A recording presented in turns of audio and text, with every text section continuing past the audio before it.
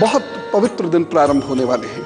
ये नवरात्र के जो दिन होते हैं ये इस प्रकार की साधना के होते हैं कि यदि आपके ऊपर माँ की कृपा हो गई, यदि उन्होंने आपकी पूजा साधना स्वीकार कर ली, तो जीवन के बहुत सारे दुख कष्ट सब दूर होते हैं। परंतु हम क्या नवरात्र वैसे मनाते हैं जैसी माँ हमसे चाहती है? दरअसल नवरात्र को हम में से अधिकतर लोग पूरी तरह मना नहीं पाते। कुछ लोग नौकरी की वजह से, व्यापार की वजह से, कुछ लोगों को बहुत सारी यात्राएं करनी होती हैं इस वजह से, लेकिन बहुत सारे लोगों को सही जानकारी नहीं होती है। इसलिए नवरात्र में माँ के अनुष्ठान का सही रूप से हम पालन कर नहीं पाते हैं, इसलिए फलों में कमी होती ही है। मैं आज आपको ये बताता हूँ कि नवरात्र का ये उत्सव हम कैसे मनाएंगे, भक्ति का, साधना का ये उत्सव हम कैसे मनाएंगे। उन सभी बातों को आप बहुत ध्यान से सुनिएगा। नवरात्र इसलिए आते हैं कि तन और मन, साथ ही साथ चरित्र, ये सब शुद्ध होने लगे। इस वक्त हम ऋतु संधि पर खड़े हुए होते हैं, गर्मियां आ रही होती हैं, शरीर का पित्त उबलना शुरू हो जाता है, शरीर का कफ बहुत शांत होना शुरू हो जाता है, किसी किसी का कफ कुपित भी हो जाता है। ऐसे समय में नवरात्र आते हैं जब कुछ विशिष्ट सब्जियां हमें खानी होती हैं, जब फलों में रस आना शुरू हो जाता है, जब गेहूं हमें मिलना प्राप्त हो जाता है। अब हमारा खान पान बदलेगा, हमारी सब्जियां बदलेंगी, हमारे दिन रात बदलेंगे, क्योंकि यही वो दिन है। अब दिन बड़े होना शुरू हो जाएंगे। इस दिन के आगे से रात्रि छोटी होनी शुरू हो जाएगी। करना क्या होता है? सबसे पहले तो अपने घर को तैयार करते हैं, क्योंकि माँ का आगमन होने वाला है। कैसे तैयार करते हैं? बंधनवार लगाते हैं दरवाजे पर। यद्यपि माँ तो कहीं से भी आ सकते हैं, लेकिन हम एक सुख की प्राप्ति करते हैं, उस सुख को जीते हैं, उसकी कल्पना करते हैं, और हम अपने दरवाजे को सजाते हैं, आम के पत्तों की बंधनवार लगाते हैं। गृहस्थ मिलकर ये बंधनवार लगाएं, माँ का स्वागत करें। उसके बाद हम क्या करते हैं? रंगोली सजाते हैं, क्योंकि भारतीय संस्कृति में रंगोली का बड़ा महत्व है। आपने देखा ही होगा, हर पर्व पे रंगोली सजाई जाती है। और रंगोली तो इतनी महत्वपूर्ण होती है कि रंगोली सजाने वाले लोग पूरे देश में बड़े विशेष माने जाते हैं, और ये एक अच्छा प्रोफेशन भी धीरे धीरे बनता चला जा रहा है। रंगोली सजाई जाती है। उसके बाद यज्ञ की वेदी तैयार की जाती है। हमेशा याद रखिए, नवरात्र में 3 चीज़ें अवश्य करनी है आपको जप और पाठ करना है, आपको यज्ञ करना है, और नियमित रूप से ध्यान करना है। यदि इनमें से कोई भी चीज़ कमी रह जाती है तो समस्या हो जाती है। और चौथी चीज़ जो मैं हमेशा कहता हूँ वो क्या है? उपवास तो आपको नियमित रूप से रखना ही होगा। तो आने वाले कुछ मिनटों में मैं आपको ये बताने वाला हूँ कि माँ की पूजा हम कैसे करेंगे, मंत्र कौन सा होगा, यज्ञ कब करेंगे, यज्ञ कैसे करेंगे, उपवास में हमें क्या खाना है और किस चीज़ से हमें रखना है बहुत सख्त परहेज। तब जाके एक अनुष्ठान पूरा होता है, तब बिगड़े हुए कार्य बनते हैं। दरअसल हमारी साधना में कमियां त्रुटियां बहुत हो जाती हैं, जानकर भी होती हैं, अनजाने में भी हो जाती हैं, जिसकी वजह से हमें साधना का पूरा फल मिल नहीं पाता। अब मिलेगा। अब मेरे साथ मेहनत करना थोड़ी सी। तो आइए अब मैं आपको ये बताता हूँ कि आपने पूजा प्रारंभ कैसे करनी है। सिलसिलेवार चीज़ों को नोट कर लीजिए। आपने बंधनवार लगा ली, आपने रंगोली बना ली, जहाँ आपको यज्ञ करना है उस यज्ञ कुंड को उस रंगोली पर रख दिया आपने। माता जी को आपने एक चौकी बनाई, रंगोली बनाई, उस पर विराजमान कर दिया। अब समय आता है कलश की स्थापना का। कलश की स्थापना का समय मैं आपको बता चुका हूँ। वैसे अभी भी कलश की स्थापना का समय चल रहा है, अभी आपके पास लगभग 1.25 घंटे शेष हैं।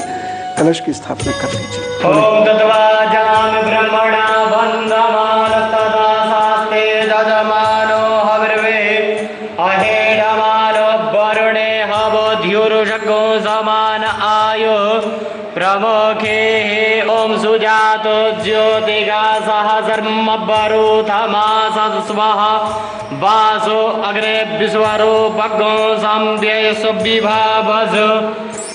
कलश की स्थापना के साथ साथ आपको खेतरी बोनी है, ये बहुत महत्वपूर्ण है। खेतरी आप ज़रूर उसमें डाल दीजिएगा। और हाँ, एक चीज़ मैं आपसे ये कहना चाहूँगा, बहुत सारे लोग बहुत वहम करते हैं कि यदि उनकी खेतरी बहुत अच्छे से बढ़ती नहीं है, सूख जाती है, तो कहते हैं कोई दुर्भाग्य आने वाला है। ऐसा कुछ नहीं है। हो सकता है मिट्टी मुफीद ना हो सकता है समय पर जल ना हो सकता है जल ज़्यादा गिर गया हो सकता है कमरे के अंदर घुटन ज़्यादा रहती हो, हवा ना मिल पा रही हो, अनेक उसके कारण होते हैं, वह मत कीजिएगा। एक कार्य यदि आप कर सकते हैं मेरे कहने से तो बड़ा अच्छा है, अखंड ज्योत जलाकर देखिए, ये बड़ी महत्वपूर्ण है। वैसे तो माँ की पूजा सिर्फ माँ के लिए करनी चाहिए, लेकिन फिर भी यदि मन में आपके कोई बड़ा द्वंद्व है, कोई बड़ा कष्ट है आपको, तो उसके लिए ये अखंड ज्योत जलाइए। और अखंड ज्योत जलाकर उसको आपको पुष्पित भी करना होता है, पल्लवित भी करना होता है, उसको आगे बढ़ाना भी होता है। ये ध्यान रखिएगा। प्रारंभ कर दी आपने और फिर 9 दिन तक आपने उसका हालचाल भी नहीं पूछा, ऐसा नहीं होना चाहिए। उसको दिन भर वो जलती रहे, 9 दिन तक लगातार जलती रहे, इसका प्रयत्न आपने करना होगा। इसलिए संकल्प लीजिए और ज्योत प्रज्वलित करिए। नवरात्र के पहले दिन जो प्रार्थना होती है वो माँ शैलपुत्री की प्रार्थना होती है। तो आपको माँ शैलपुत्री की प्रार्थना करनी है। माँ पार्वती की प्रार्थना भी आप कर सकते हैं। श्वेत रंग की वस्त्र पहने, श्वेत रंग का आसन बिछावें और आप जो मंत्र मैं आपको बताऊंगा उस मंत्र से जप करना प्रारंभ करें। इस जप के उपरांत आपने पाठ करना है। किसका? दुर्गा सप्तशती का। कैसे? आज आप प्रथम अध्याय और 13वां अध्याय पढ़ेंगे। उसके बाद अगले दिन दूसरा, 12वां, फिर उसके अगले दिन तीसरा और 11वां, फिर चौथा और 10वां, फिर 5वां और 9वां, उसके बाद फिर 6ठा और 8वां और 7वां 2 बार। इस प्रकार आपने प्रतिदिन दुर्गा सप्तशती के अध्याय पढ़ने होंगे। एक विधि तो है ये। अब दूसरा इसका तरीका क्या है? कुछ लोग दुर्गा सप्तशती के 13 अध्याय प्रतिदिन पढ़ते हैं। ऐसा करना भी बहुत अच्छा रहेगा। और जिन लोगों के परिवार गंभीर घोर कष्ट से गुजर रहे हैं, यदि उनके घर दुर्गा सप्तशती के 100 पाठ हो जाएं तो क्या कहने, लेकिन ये घर के सारे लोग मिलजुल कर करें। सत्संगी का पाठ जिसे कहते हैं, यदि ये हो जाता है किसी घर में तो उस घर के बहुत सारे दुख कष्ट कटते हैं। हो सकता है कि आपकी जो मुराद हो वो पूरी ना हो, लेकिन माँ को पता है दरअसल कहाँ से काम बनेगा, वहाँ से कार्य बनना प्रारंभ हो जाता है। ये तो आपको माँ को लिवरेज देना होगा। ये उनका डोमेन है, ये उनका क्षेत्र है, ये उन पर छोड़ दीजिए। आप सिर्फ अपनी प्रार्थना उन तक पहुँचा दीजिए, जहाँ परेशानी है वो उन तक पहुँचा दीजिए और सप्तचंडी का पाठ करना शुरू कर दीजिए। मान लीजिए प्रत्येक व्यक्ति ने घर में 10-10 पाठ कर लिए, बहुत कठिन तो होता ही है, लेकिन ये आपको अद्भुत लाभ देने वाला है। घोर गंभीर कष्ट से ये आपको बचाकर ले जाता है। मैं अभी आपको गुरु मंत्र दिखाऊंगा आज, लेकिन उससे पहले मैं आपको ये बताना चाहता हूं, आपने रोज उपवास रखने और उसके साथ साथ रोजाना अपने अर्गला स्तोत्र का पाठ करना है। और ये ध्यान रखिएगा, उपवास में ये नहीं कि डिफरेंट तरीके की चीजों के ये जबरदस्त भोग लगा लें। उपवास मतलब उपवास, जल फल दूध, बहुत मजबूरी लगे, नमक की अगर आवश्यकता हो तो थोड़ी सी मूंगफली पे हल्का सा नमक डालकर आप खाएं। सेंधा नमक का प्रयोग करना, फल पे भी नमक डालकर आप खा सकते हैं। अभी मैं ब्रेक लेता हूँ। ब्रेक से लौटकर मैं आपको एक विशेष पाठ के बारे में बताऊंगा और साथ ही साथ यज्ञ कैसे करते हैं ये दिखाऊंगा।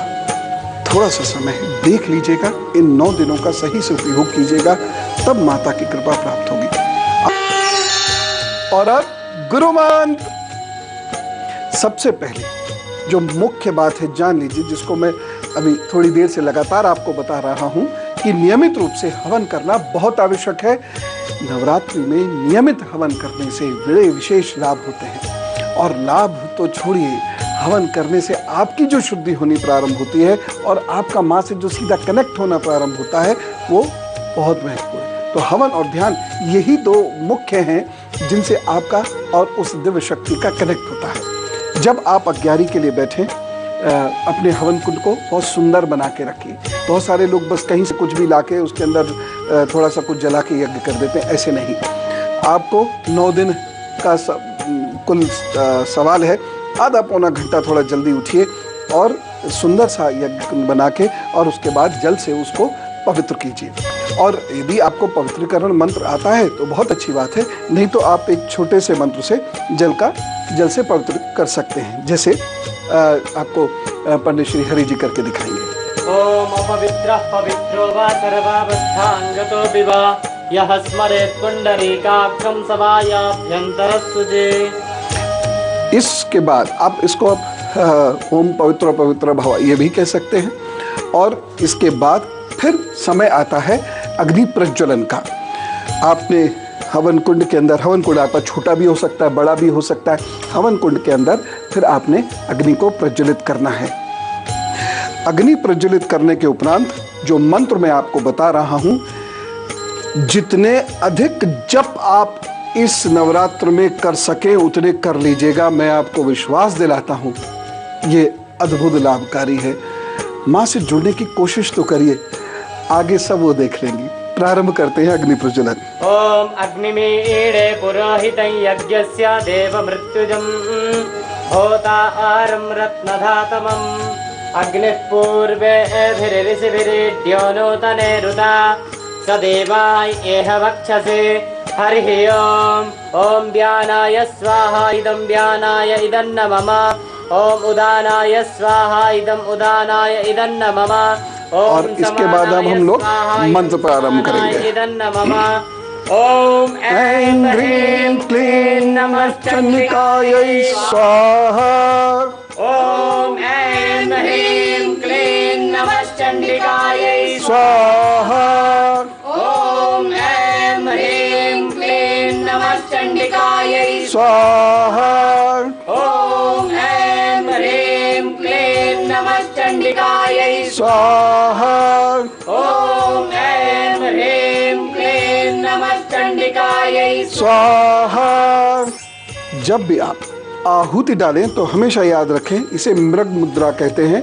यानी आपको अपनी तर्जनी और कनिष्ठा ये बाहर रखनी है और इन दोनों यानी मध्यमा और अनामिका और अंगूठे का प्रयोग करते हुए समिधा को इस प्रकार से पकड़ना है और इसको बहुत आदर पूर्वक आपने अग्निकुंड में डालना है। यदि अग्निकुंड बड़ा है जैसे हमारे आश्रम का है तो आप इसको इस प्रकार से कर सकते हैं, छोटा है तो आप इस प्रकार से, लेकिन आदर से करिएगा। कुछ लोग ऐसे ऐसे करके फेंकना शुरू करते हैं, वो है अनादर है। तो ये 9 दिन उपवास रखना है, नियमित रूप से जप साधना आराधना करनी है, अर्गला स्तोत्र का पाठ करना ही करना है और आपको रात्रि काले मानुषीत काल का ध्यान अवश्य करना है। और मंत्र वही ओम ऐं ह्रीं क्लीं नमः चंडिकायै। जब आप आहुति करेंगे तो स्वाहा लगा दीजिएगा। इसी शुभकामना के साथ चलता हूँ।